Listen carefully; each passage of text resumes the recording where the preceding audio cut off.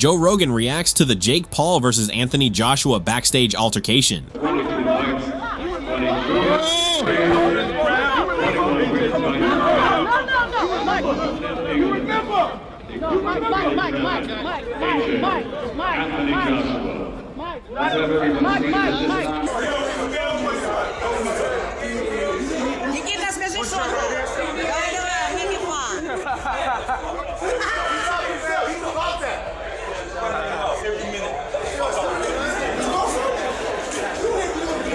If I'm gonna be honest, I'm gonna break his face, I'm gonna break his body up, I'm gonna stomp all over him. That's my mentality, right? That's a fighter's mentality, and I know what's in my heart, I know what's in my mind, and I'm here to compete.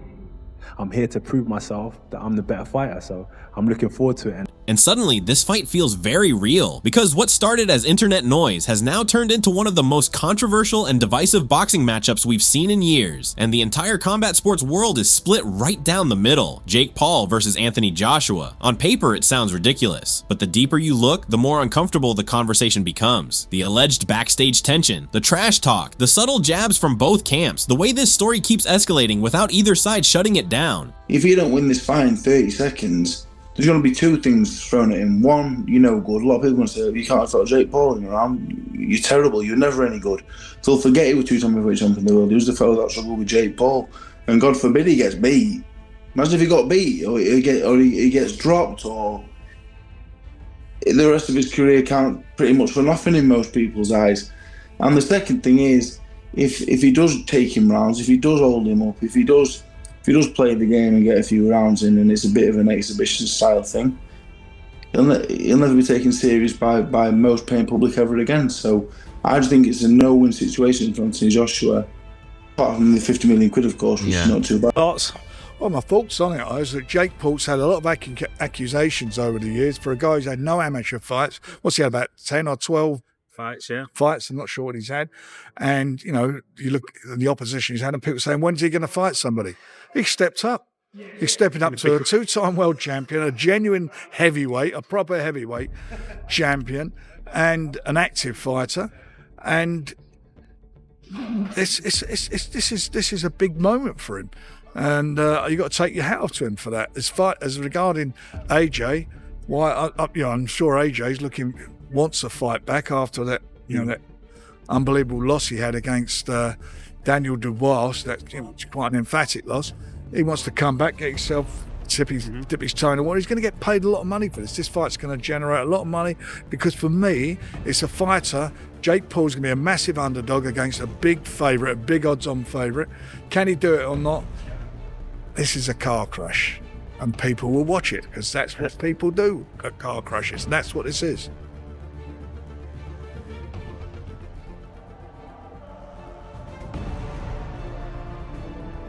This is no longer just hype. This is a fight people are actually debating, arguing over, and taking seriously whether they want to admit it or not. On one side, you have Anthony Joshua, a former unified heavyweight champion, Olympic gold medalist, and one of the most physically imposing boxers of his generation. A man who has been in the ring with elite heavyweights, survived wars, rebuilt his career more than once, and understands real championship pressure. To many fans, this should be a mismatch. Too big, too experienced, too dangerous. Bridge is falling down, falling down, falling down. London Bridge is falling down, falling down. I don't think it will happen, but Boston you asked a Tea question. Party. What was your question? No, my question is, of course, I know you don't believe No, that. wait, what you say? Boston Tea Party 2.0, fam. What's a Boston Tea Party?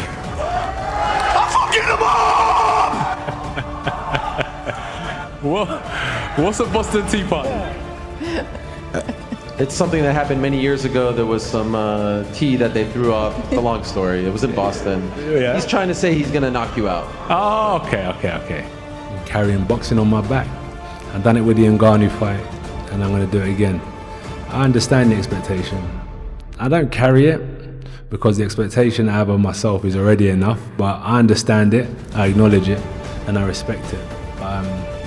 That's about it as far as outside concern about this fight. The reason why people think there's a clause is because they don't understand how Jake's beaten Woodley, Silva, and other people. I think that's what they just can't get their head around. So in short, he's done well to put himself in position and there is no clause in the contract. You're not a man who plays with his food. No, I don't play with my food. No way. No way. If I can hurt you, I'm gonna hurt you, bro. And if you, I'm not even gonna say, but if you hit me once, I'm gonna hit you twice. That's just the game we're in. You know, in boxing, it's a great game because, like, if you watch football, you don't want it to end in the first 10 minutes. You want to watch a full 90-minute football match, soccer match, or NFL match. With boxing, if I can end it in 10 seconds, I'll do it. AJ, do you think Jake is on your level whatsoever? No. No, okay. Respectfully. Because it's clear.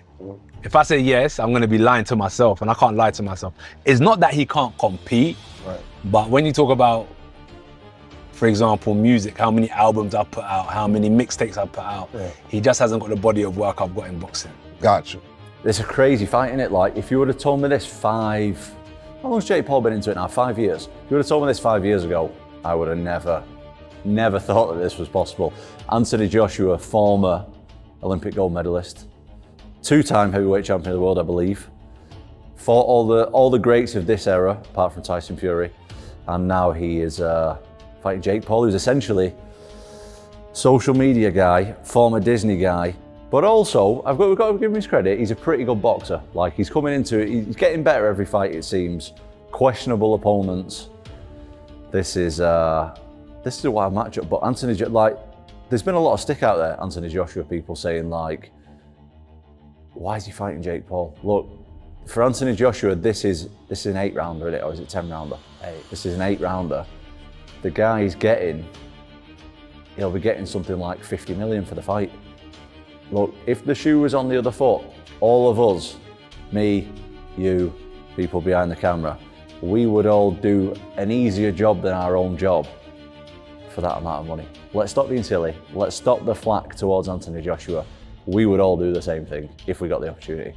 And what do you think about it for boxing as well? Obviously, there's going to be a lot of eyes on it with it being on Netflix Friday night.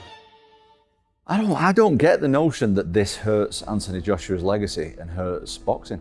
If anything, I think it does really well for boxing. I think that it's going to be the most eyes of any fight this year.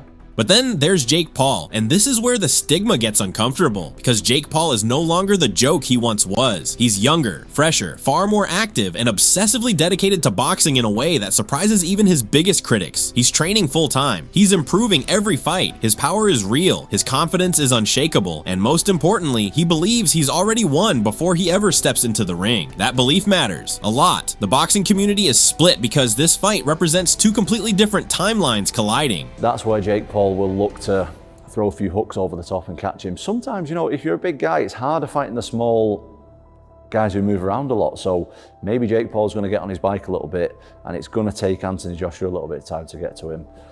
But with the opposition that Anthony Joshua has been fighting over his career, from the Olympics to heavyweight champion of the world, in my opinion, he shouldn't have any problems getting to him. It might take him a round or two, might take him a little bit more, but in my opinion, Anthony Joshua should blow him out after a couple of rounds. Go on then, let's get into how Anthony Joshua wins this fight. If we're looking at his last few fights, obviously got caught by Dubois in his last fight, but then at the same time, he's also knocked Francis Ngannou out. Yeah, right. We can look at it, we can look at the positives and negatives with Anthony Joshua, right? So, positives, massive guy, very athletic, lot of power. When he's using his straight punches and his fakes, so dangerous. Anthony Joshua versus Jake Paul. What do you think when I heard about the fight? I said, they're going to actually fight? I didn't believe it. But what we got to do is say, Jake Paul really bit off a lot this time. He's serious. He wants to go up against a true heavyweight, and that's Anthony Joshua. So he's up against a heavyweight. How is he gonna adopt? How is he gonna feel? How is he gonna fight when he gets in there? I don't see him fighting. I see him looking to survive in the fight. He's gonna feel the uppercut. He's gonna feel the jab. He's gonna feel the right hand. How's he gonna react? I don't know. We're gonna have to see how he's gonna react. This is a terrifying human being. You take a guy who just had a boxing match that looks like a sparring match with a 58-year-old Mike Tyson, and then you're going to fight one of the absolute scariest knockout artists in the heavyweight division. He's got that one-punch nuclear power, and he's fast. fast. You're dealing with a guy who's an Olympic gold medalist, and he's got vicious knockout power, and he's got immense amount of experience at world-class levels. If you want to show you're legit by taking on 34-year-old Anthony Joshua, one of the scariest fucking heavyweights alive, he's going to be terrifying, and he's going to have a lot to prove. He's going to be very angry that Jake Paul wants to fight him. For me, AJ is still, when his mind's right, a top 10 heavyweight. Against, in Jake Paul, someone that I would say, I mean, he's looked good in those clips, right? I'll give him that. He looks good on the heavy bag as well. I'll give him that, especially when you consider where Jake's come from. But Jake, I don't even know if Jake's an area level fighter. And if he were, he would be an area level cruiserweight, which again, I don't know if he's that. I don't think he is. Personally, I don't think he is that. Against a former two-time unified heavyweight champion of the world who just fought for the IBF heavyweight title. No. The narrative won't be spun with me. Jake Paul, Anthony Joshua is happening this Friday. I repeat, Anthony Joshua, the heavyweight champion, the gold medal Olympian, is fighting your boy from the Disney Channel, from the YouTube, Jake Paul. That's real. For Anthony Joshua, he can't risk having Jake Paul have any success. This would royally screw over Anthony Joshua's entire legacy if this fight's even close. That's why I do not think Anthony Joshua is going to mess around in any facet. If this fight is not a complete domination by Anthony Joshua, something's up. I'm not saying it's fixed. I don't want any lawsuits, but something's up. There is nothing in this world that Jake Paul can do, I mean nothing, to beat Anthony Joshua. Jake Paul has a better chance of coming up with the cure for cancer than he does beating Anthony Joshua. These are facts. If this is a real fight, he should be the biggest underdog in the history of sports. Joshua is fighting to protect his legacy, his credibility, and his standing in the sport. Jake Paul is fighting to burn the entire system down and replace it with himself at the center, and that's why opinions are so extreme. Some people think Joshua would walk through him in 2 rounds, using size, experience, and discipline to end the circus once and for all. Others believe Joshua's recent performances, hesitations, and mental scars could be exploited by someone with nothing to lose and everything to gain. That's the danger here. Jake Paul doesn't fight scared. He doesn't fight like someone protecting a legacy. He fights like someone who expects chaos, thrives in it, and feeds off the outrage. If he lands early, if he creates panic, if he forces Joshua into uncomfortable exchanges, the unthinkable suddenly becomes a conversation. When he fought Klitschko he's only fought Klitschko once, but when he fought him, and we're comparing Klitschko to Jake Paul, which is crazy, but Joshua does let his ego take hold a little bit and get dragged into a scrap sometimes. That's what he did against Ruiz in the first fight. That's what he did against Dubois when he fought him a couple of fights ago. So sometimes you start seeing Anthony Joshua get hit with the punches, and he likes to trade a little bit too much, which is where Jake Paul could potentially have some success. That being said, as I said, boxing pedigree, Olympic champion, doesn't get much higher. 2-time world heavyweight champion, fought all the best guys barring Tyson Fury. He knows what it's like to be in there, under the pressure, against these big, massive guys who are big, massive punchers, and he knows how to ride the shots, he knows how to finish a fight. Once he gets guys hurt, Anthony Joshua is absolutely clinical. Big guy, super athletic, loads of power, and he should win pretty easily, but this is combat sports, you just never know.